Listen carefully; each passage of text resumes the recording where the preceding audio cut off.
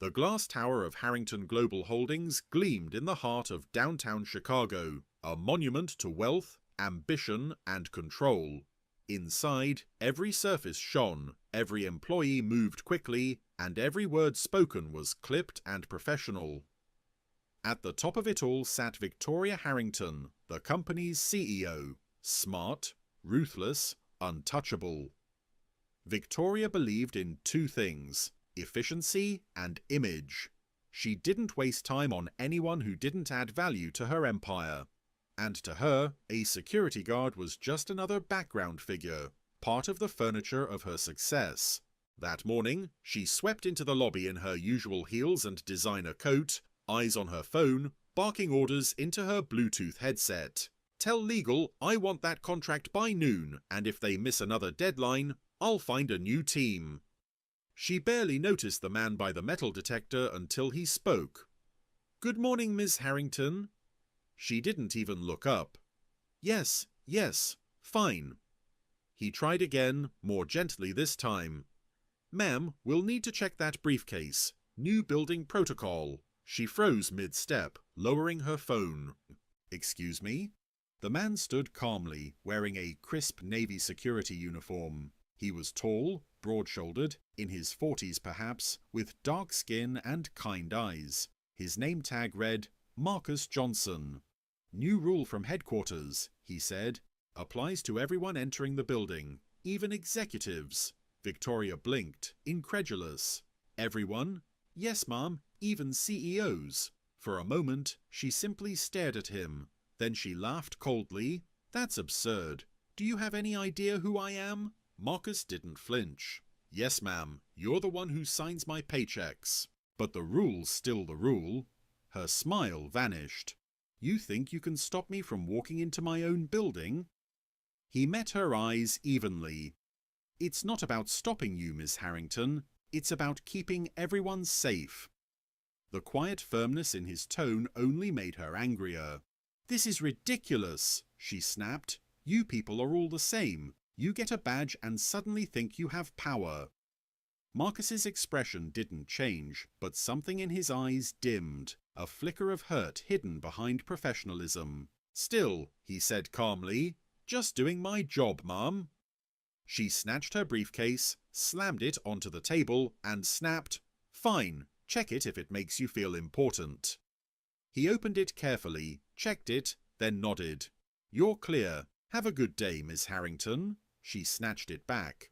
"Don't tell me what kind of day to have." And with that, she stormed toward the elevator, her heels clicking sharply against the marble.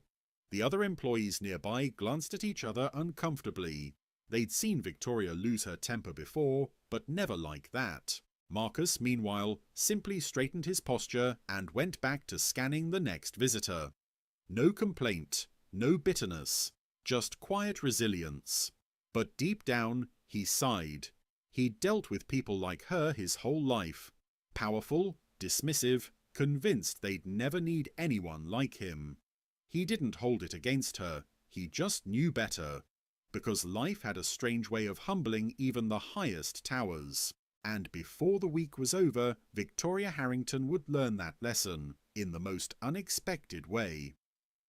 The next few days went by in the usual blur of meetings, deadlines, and high-stress phone calls. Victoria Harrington was always in motion, never stopping long enough to breathe, much less reflect. She had forgotten all about her run-in with Marcus Johnson, the black security guard who had dared to enforce the rules on her. In her mind, he was just another face she'd never need to remember. But Marcus remembered her, not out of resentment, but because that's what he did. He noticed people. He noticed everything. He had spent 20 years as a police officer before switching to private security after his partner was injured on duty. He'd seen things most people couldn't imagine. So when his instincts told him something wasn't right in the building that night, he trusted them. It was past 9 p.m. The glass tower that buzzed with life during the day was now eerily quiet, lit only by the pale glow of emergency lights. The lobby was empty except for Marcus, who was making his last rounds before the night team took over. He moved with steady precision, checking the locks, cameras, stairwells, and exits. Everything seemed fine, until he heard something. A faint thud. Then another. It came from the upper floors. Marcus frowned. Most employees were long gone. Except maybe, he checked the employee log on his tablet. Only one badge was still active in the building. Victoria Harrington, floor 42. Meanwhile, in her office, Victoria sat at her massive glass desk, tapping away on her laptop. The city skyline stretched out behind her, lights twinkling like stars. She rubbed her temples, exhaustion tugging at her eyes. "Just one more report," she muttered. Then, a sound, a soft metallic clink. She froze, looked up. "Hello?" No response. Her office door was slightly ajar. She distinctly remembered locking it. Slowly, she stood, peering into the dark hallway beyond. The corridor lights flickered once, then went out completely. Her pulse quickened. "Who's there?" she demanded, her voice trembling slightly. Still nothing. Then, suddenly, a shadow moved. Victoria gasped, backing into her office. Before she could grab her phone, a man stepped out of the darkness, face half covered, a knife glinting in his hand. "Don't scream," he hissed. Her heart pounded. What do you want?"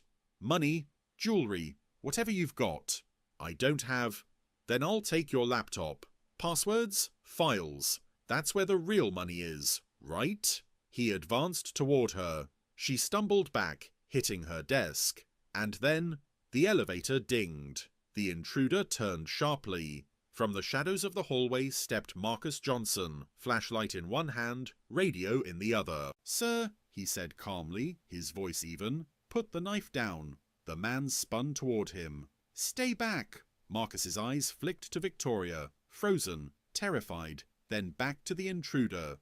"I said put it down!" The man lunged. Marcus moved fast, faster than anyone his size had a right to. In one fluid motion, he sidestepped, grabbed the attacker's wrist, twisted, and forced the knife to the ground. They struggled, crashing into the wall. The man swung wildly, but Marcus blocked, pinned, and disarmed him with quiet precision. He pressed him against the floor, locking his arms behind his back. "Security, this is Johnson on 42, he said into his radio, breathing steady. "Suspect detained. Send backup immediately." Within minutes, the building was swarming with police. Victoria sat on the floor, shaking, her expensive blouse torn, her breath ragged. Marcus knelt beside her. "You all right, ma'am?" She looked at him, really looked at him, for the first time. I think so," her voice cracked. "You saved my life." Marcus gave a small nod. "Just doing my job." She swallowed hard. "No," she whispered. "You didn't have to do that. Not after how I treated you." He smiled faintly. "My job isn't about who deserves it, Ms. Harrington. It's about keeping people safe, even when they don't see you." Tears welled in her eyes, from shock, guilt, and something else. Humility. For the first time in years, Victoria Harrington, the woman who commanded empires, had nothing to say. Later that night, after the police took the intruder away and the scene cleared, Victoria sat alone in her office. The skyline still glittered outside, but she no longer felt above it all. She thought about Marcus, calm, patient, strong.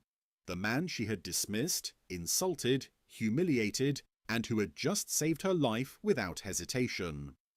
For the first time, she realized how blind she'd been. Power didn't always wear a suit. Sometimes it carried a badge and a mop, or a flashlight and a quiet kind of strength. The next morning, the world outside Harrington Global Holdings woke to a very different headline than usual. CEO rescued by security guard after violent attack in corporate tower. Details emerge about the late-night assault at Harrington Global and the hero who stopped it. The photo beneath the headline showed Victoria Harrington, pale and shaken, walking out of the building beside Marcus Johnson, who looked calm and steady even in the flashing chaos of the press lights. By noon, the story had gone viral, but the comments told a story of their own. That's the same CEO who humiliated her security staff last year, right? Funny how the people you look down on end up saving you. Respect to the man who kept his professionalism after being disrespected. Victoria sat in her office, scrolling through the newsfeed with trembling hands. Her assistant, Lauren, stood quietly nearby, not sure what to say. "Cancel my interviews," Victoria said flatly. "All of them." Lauren hesitated. "Ma'am, the PR team thinks you should make a statement." I said cancel them. Victoria put down her phone and exhaled shakily. Her reflection in the glass window looked like a stranger, tired, small, vulnerable. For the first time in years, the woman who had prided herself on power didn't feel in control. Later that afternoon, she called Marcus to her office. He arrived on time, standing just inside the door, posture straight as ever. "Ms. Harrington," he said, polite but cautious. "Please," she said softly, "sit down." He didn't. "I'm fine standing." She nodded. "All right, then I'll stand too." She walked around the desk, folding her hands nervously. "I don't know how to begin," she said. "I was wrong. About you. About how I treated you." Marcus studied her quietly. "You don't owe me anything, ma'am." "Yes, I do," she insisted. "You saved my life, and the worst part is, I don't think I ever would have done the same for you. That's what keeps me up at night." Marcus's expression softened, but he stayed silent. "I was raised to think power meant being untouchable," she continued. "But that night, when I saw you step in, when I saw how you handled everything, I realized what real strength looks like. It's not money, it's not status, it's integrity." She looked at him, her eyes wet. "You showed me that." He nodded once. "Sometimes life teaches the lessons we don't ask for." Victoria let out a small, shaky laugh. "You sound like my father. He used to say things like that." "I get that a lot," Marcus said with a faint smile. After a moment of silence, she said, "I want to make this right. Whatever I can do, a raise, a promotion, anything. You deserve more than I could ever repay." Marcus shook his head slowly. "I don't want a raise, Ms. Harrington." "Then what do you want?" He looked her in the eye. "Respect. Not for me, for everyone like me. The ones people walk past every day without seeing. The janitors, the guards, the drivers, the ones who keep everything running while nobody notices." Victoria's throat tightened. He continued, calm but firm. "You can change more with one policy than with a dozen apologies. If you really want to make this right, make this place better for them." That night, long after Marcus had gone, Victoria stayed at her desk, thinking about his words. She looked out at the city, at the rows of lights and tiny figures below. Respect. The word echoed in her mind. She realized that in all her years of leadership, she had built an empire on efficiency, but not on empathy. She'd achieved everything except decency. And now, for the first time, she wanted to change that. The next morning, she called an emergency board meeting. The directors murmured to each other as she stood at the head of the long glass table. "I've made a decision," she said. "Effective immediately, we're launching a new employee safety and equity initiative, starting with our frontline staff. That includes our janitorial and security teams." The room fell silent. One board member frowned. "With respect, Victoria, why the sudden interest? This seems impulsive." She met his gaze steadily. "Because someone I once dismissed reminded me that leadership isn't about being served, it's about serving others." Later that week, the company announced the Johnson Initiative, named after Marcus, a new program that provided healthcare coverage, hazard pay, and education benefits for all contracted workers in the building. The story hit the news again, but this time the headlines were different. "CEO honors security guard who saved her life, creates program in his name." Marcus didn't like the attention. When reporters asked him how he felt, he simply said, "I was just doing my job." But when Victoria saw him that evening, as the staff gathered to celebrate the program launch, she shook his hand firmly. "No," she said softly, "you did more than your job. You reminded me what mine really is." As the room buzzed with applause, Marcus smiled, a quiet, humble smile.